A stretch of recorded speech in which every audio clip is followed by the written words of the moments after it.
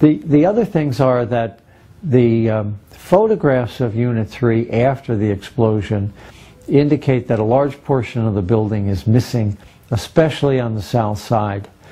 But yet the infrared picture of the same building shows a heat source still on the south side.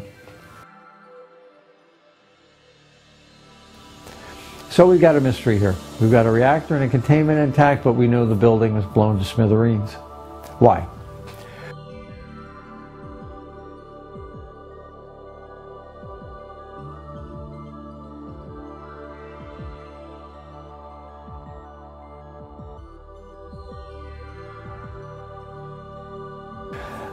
I believe that the fuel pool, which is a large 50 by 50 by 50 feet deep container, was empty.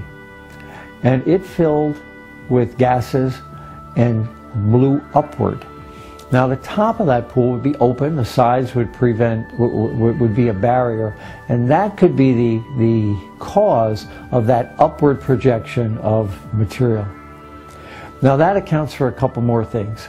But basically what I'm saying is that the fuel pool is like the muzzle of a gun.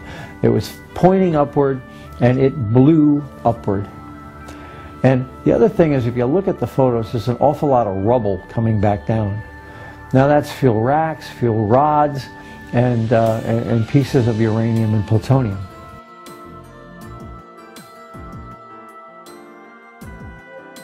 So that accounts for the fact that uranium and plutonium were found as far away as a couple miles off-site.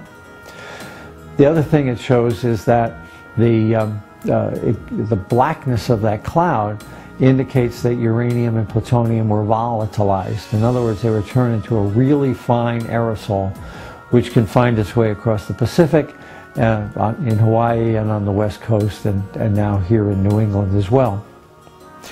So here's the question. What caused that upward force? Well, if it were just hydrogen, a hydrogen-oxygen reaction would create water. And when that happens, the sound wave travels at the speed of sound, and it's a deflagration. That's what happened in Unit 1.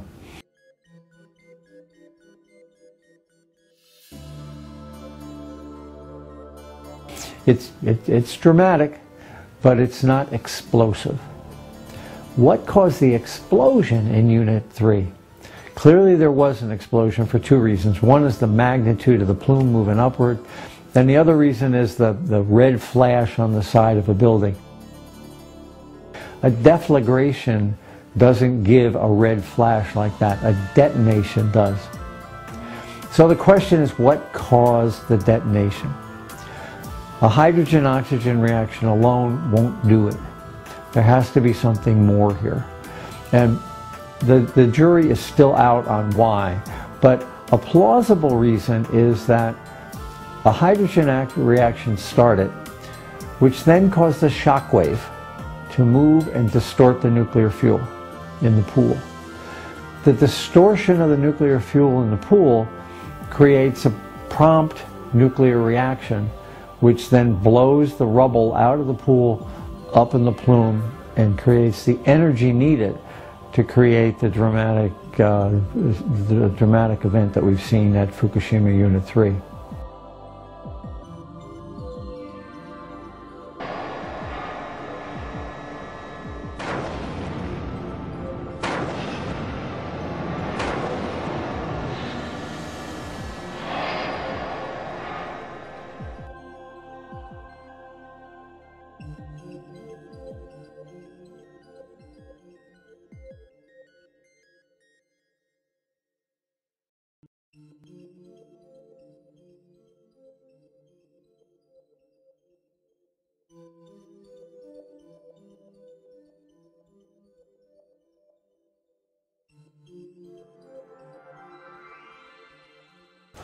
So the evidence is there, but we're not getting it yet. But I would assume that our government has it. Well, thank you very much, and as more information becomes available, I'll keep you informed.